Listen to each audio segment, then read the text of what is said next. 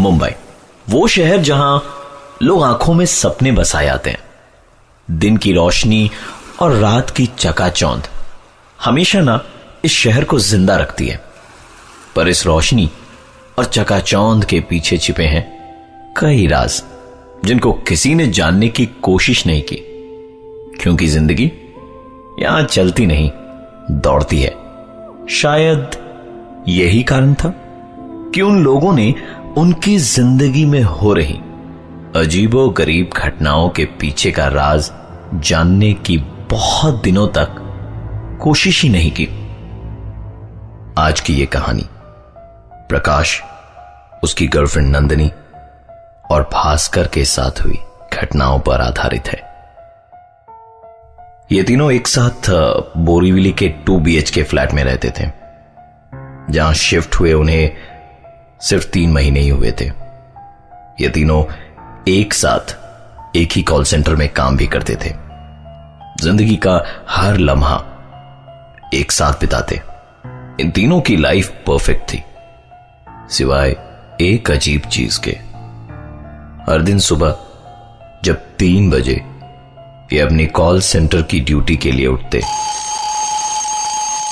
तो घर के बाथरूम, किचन या डाइनिंग हॉल की लाइट को ऑन पाते।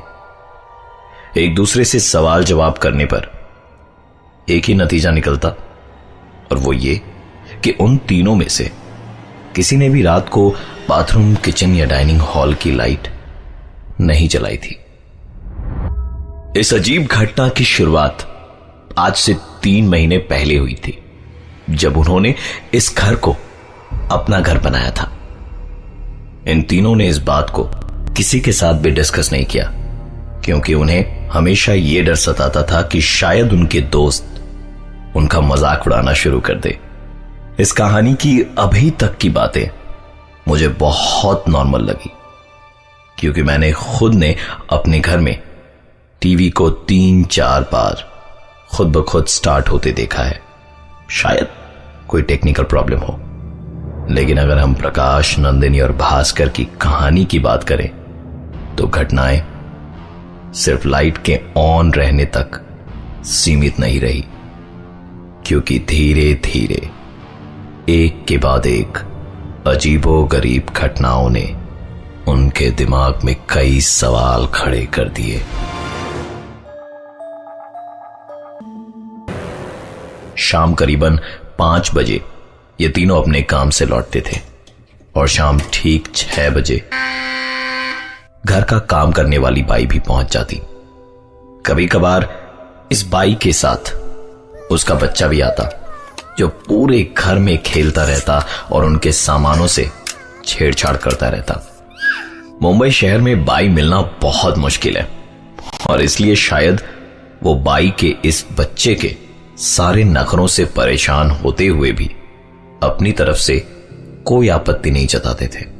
एक दिन तो हद ही हो गई। प्रकाश और नंदिनी जब घर लौटे तो पाया कि बाई का बेटा उनके घर के ड्राइंग रूम में खेल रहा है। उन्हें लगा शायद बाई उस दिन जल्दी काम पर आ गई, लेकिन आश्चर्य की बात तो यह थी कि बाई उन्हें सारे घर में कहीं भी नजर नहीं आई। उन्हें लगा शायद अपने बच्चे को उनके घर पर खेलने के लिए छोड़कर बाई बगल वाले शर्मा जी के यहां काम करने चली गई होगी। प्रकाश बहुत ही गुस्से में था आज, क्योंकि काम वाली बाई के रहते उसके बेटे का आना और उसके घर में खेलना तो ठीक था, लेकिन बाई अपने बेटे को यूं उनके घर में छोड़कर किसी दूसरे के घर में काम करने जाए, यह उन्हें मुनासिब नहीं लगा। करीबन 1 घंटे इंतजार करने के बाद प्रकाश और नंदिनी बगल वाले शर्मा जी के घर गए काम वाली बाई के बारे में पता लगाने। शर्मा जी का जवाब सुन दोनों हक्के बक्के रह गए, क्योंकि शर्मा जी के अनुसार काम वाली बाई तो आज आई ही नहीं थी। एक अजीब सी कश्मकश में दोनों अपने दिमाग में सवालों की लड़ी लिए वापस अपने घर की ओर लौटे, लेकिन इस बार आश्चर्यजनक रूप से पूरे घर में वो बच्चा उन्हें कहीं भी नजर नहीं आया। दोनों के मन में कई सवाल उठ रहे थे, पर उन्हें पार्टी के लिए देर हो रही थी, इसलिए ज्यादा सोचे बिना तैयार होकर पार्टी के लिए निकल पड़े। रात करीबन 8 बजे ओवरटाइम करने के बाद भास्कर घर लौटा और उसे इस पूरे इंसिडेंट के बारे में कुछ भी पता नहीं था। आपको क्या लगता है, घर लौटने के बाद भास्कर ने क्या देखा होगा?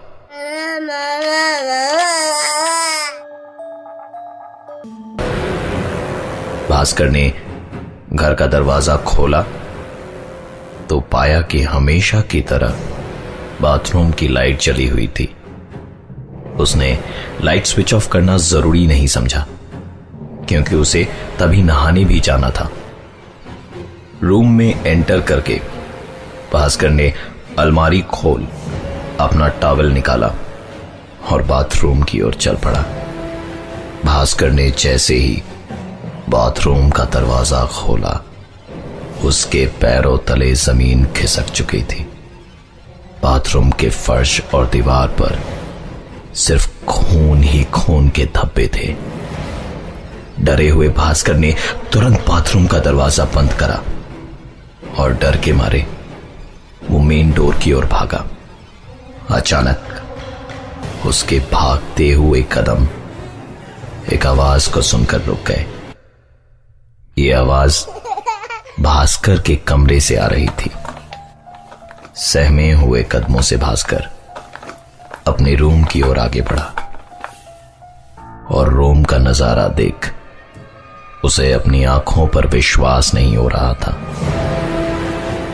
भास्कर ने देखा कि उसके भाई का बच्चा उसके बिस्तर पर अपने घुटनों में मुंह को छिपाए बैठा था।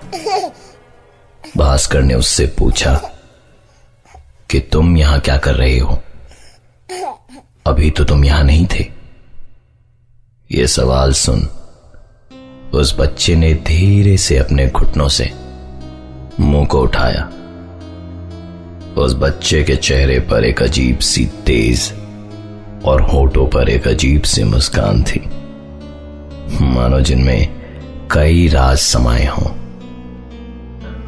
बाथरूम में खून और बिस्तर पर काम वाली बाई के बच्चे का होना, जिसके अजीब हाव भाव को देख भास्कर अंदर तक डर चुका था। वो तुरंत दौड़ता हुआ उस घर से बाहर की ओर निकल गया।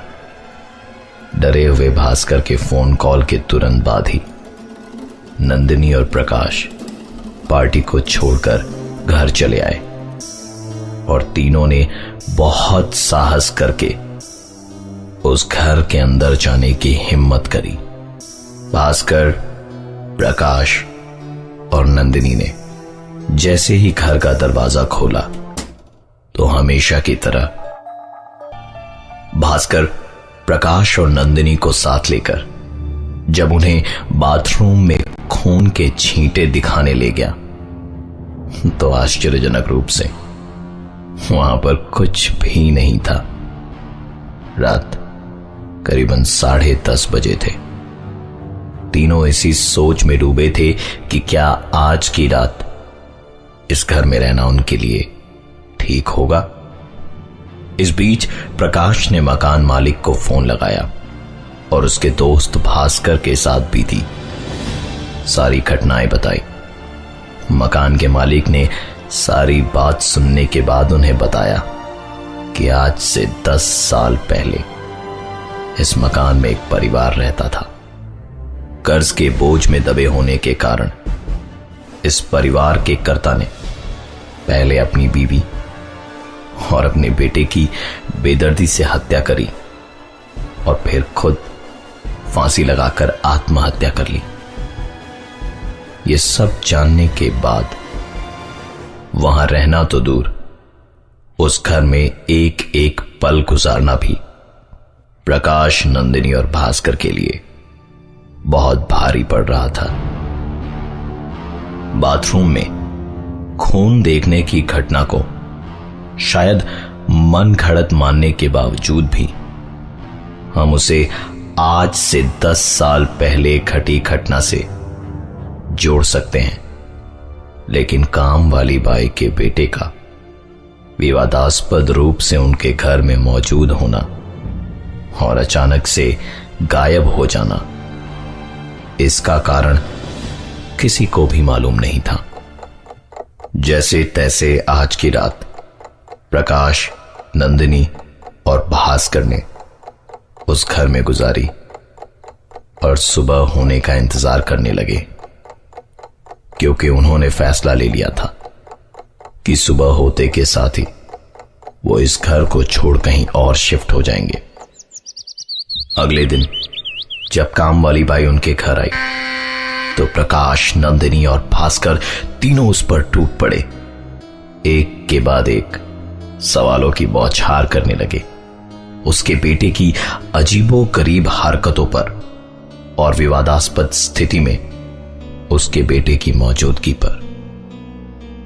5 मिनटों तक स्तब्ध रहने के बाद कामवाली ने अपनी चुप्पी तोड़ी और बस एक ही चीज कही कि उसके पास उनके सवालों का कोई जवाब नहीं है, क्योंकि उसका तो कोई बेटा ही नहीं है।